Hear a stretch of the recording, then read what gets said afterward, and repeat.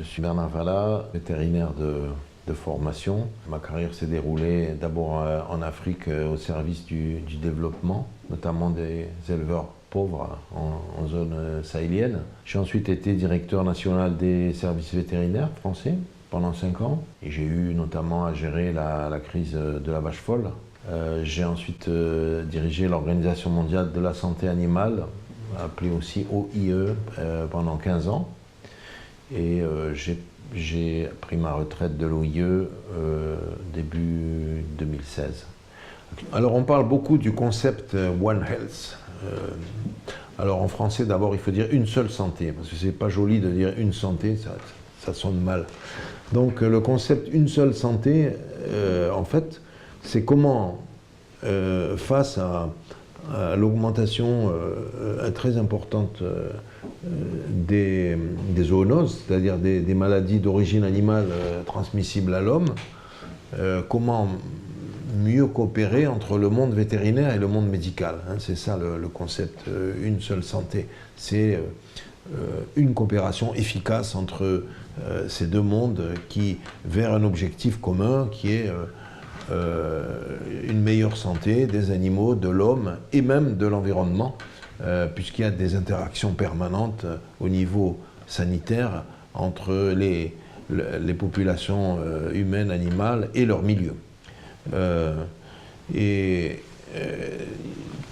qui justifie donc le développement de cette coopération, c'est la mondialisation et les phénomènes qu'elle entraîne en termes de nombre de maladies classiques, mais aussi l'apparition de maladies émergentes. Alors je rappelle que 60% des maladies existantes humaines sont d'origine animale, et que 75% des maladies qu'on appelle émergentes, il en apparaît à peu près 4 ou 5 chaque année, 75% sont d'origine animale et sont dangereuses pour l'homme. Donc ça justifie vraiment cette coopération et l'existence de mécanismes formels à tous les niveaux, national, régional, local, pour améliorer cette collaboration entre ces mondes qui, il y a quelques années seulement, avaient tendance à s'ignorer complètement. Quand j'ai pris la direction de l'OIE en 2000, le monde médical ignorait totalement le monde vétérinaire. Quand les pays membres de l'OMS ont voté en 2005 le règlement sanitaire international, qui évidemment prenait déjà en compte certaines zoonoses, le mot vétérinaire n'apparaît pas une seule fois dans les centaines de pages de cet accord international. Donc la route était longue et ce sont des crises comme celle de la vache folle, puis celle de la grippe aviaire H5N1 qui était venue d'Asie et qui a provoqué quelques centaines de morts chez l'homme, qui ont permis à l'OMS de prendre conscience de l'importance de la collaboration avec le monde vétérinaire. Et on a donc profité de cette prise de conscience pour faire avancer la vision de l'OMS sur tout ce que pouvait apporter le monde vétérinaire à la santé humaine. Et on a fini par signer donc un accord formel avec l'OMS, entre l'OIE et l'OMS, auquel s'est ralliée la FAO également, puisque la FAO s'occupe du développement de l'agriculture dans le monde, et donc ils sont aussi impliqués. Et ce qu'on a appelé l'accord tripartite, et à partir de là, il existe des mécanismes formels qui permettent, à l'occasion de crises animales qui pouvant avoir un impact sur l'homme, des mécanismes qui permettent une concertation permanente et des mesures qui sont décidées en commun, et surtout une concertation sur la communication vis-à-vis du monde face à des crises et aux préconisations à faire. Alors on sait que lorsque l'événement initial survient, c'est-à-dire l'infection d'un territoire, d'une unité épidémiologique dans un territoire, ça peut être une ferme qui élève des canards, des bovins, des moutons, etc. il y a donc le foyer initial, le foyer de maladie initial. Il est essentiel de pouvoir en faire une détection rapide, précoce. Et le coût de la gestion de la crise devient exponentiel. Donc, l'objectif est d'arrêter le pathogène là où il apparaît le plus rapidement possible. C'est la détection précoce. La première sentinelle qui voit qu'un animal n'est pas en bonne condition, c'est son propriétaire, donc l'éleveur. Donc l'éleveur doit être formé pour savoir à quel moment il doit lancer une alerte ou ne pas la lancer. Et il existe en France des organisations très performantes en la matière, notamment les groupements de défense sanitaire. Il faut aussi des spécialistes pour confirmer l'alerte. Et là, c'est le réseau de vétérinaires qui doit être sur le terrain.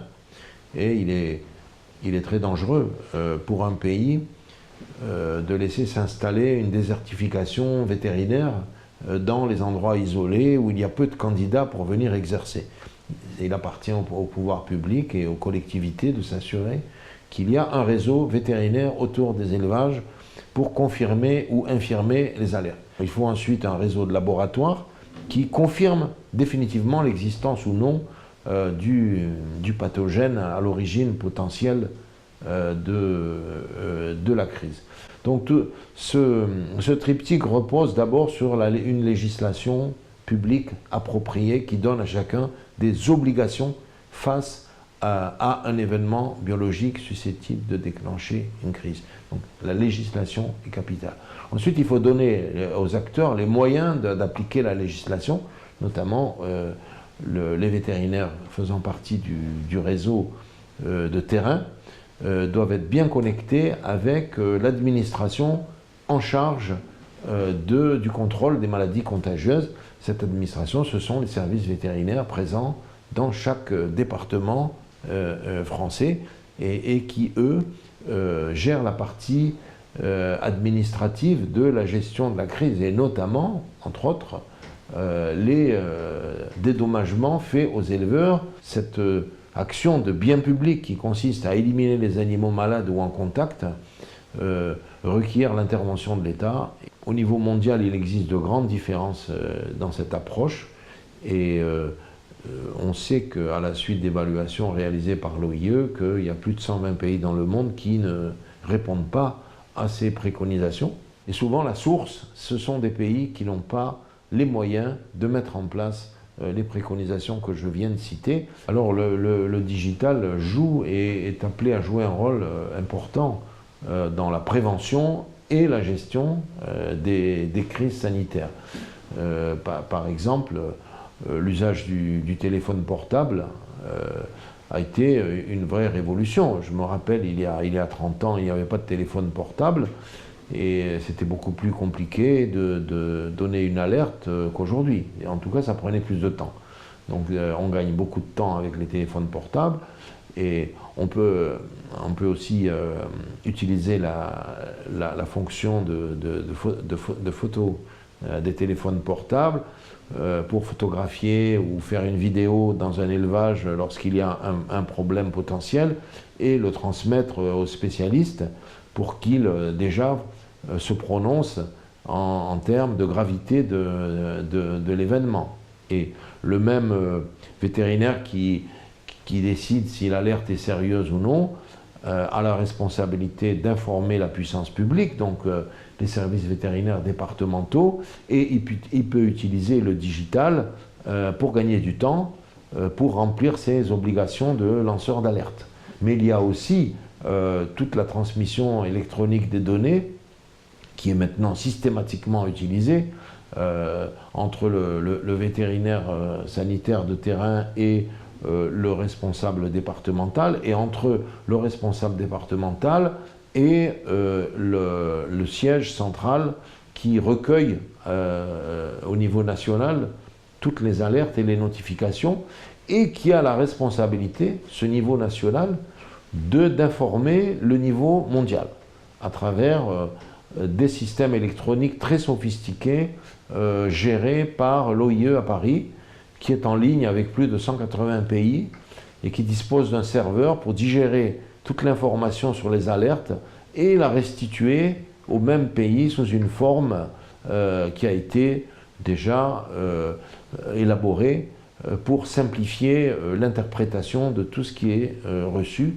et pour déclencher des actions concertées entre les pays. Il est particulièrement important de disposer d'un cadre législatif et d'une administration forte et bien dotée pour encadrer les pratiques du digital dans le domaine de la prévention et de la gestion des crises. Laisser des non-initiés, non formés, lancer des alertes sanitaires sans que n'interviennent des gens qui ont été formés à cet effet peut être porteur de panique totalement inutile, avec des conséquences économiques et sociales tout à fait injustifiées. Les programmes d'appui aux pays en développement pour les aider à la détection précoce des événements sanitaires importants et à la gestion de ces événements comportent toujours la fourniture de téléphones portables pour accélérer ou pour diminuer le délai d'alerte entre la brousse où se trouve l'animal et l'unité nationale, l'unité régionale ou nationale qui va intervenir pour arrêter cet épisode infectieux là où il a démarré. Il y a beaucoup de programmes dans le monde qui s'adressent directement aux éleveurs et qui cherchent à les rendre aptes à utiliser les méthodes modernes de transmission d'informations, qu'elles soient par téléphone, par transmission de données ou tout autre moyen qui permet de gagner du temps. Alors la mondialisation des échanges, l'augmentation exponentielle du tourisme génère des risques nouveaux. Aujourd'hui, les pathogènes circulent dans le monde plus vite que la durée d'incubation des maladies qu'ils provoquent. Donc il faut vraiment prendre des mesures pour prévenir ces nouveaux risques et ceci ne peut se faire que par une coordination mondiale qui est assurée donc, par l'OIE. Donc il faut une prise de conscience politique des dirigeants pour qu'ils considèrent comme une priorité face à d'autres problèmes qu'ils ont à gérer dans le domaine de l'éducation et même de la défense.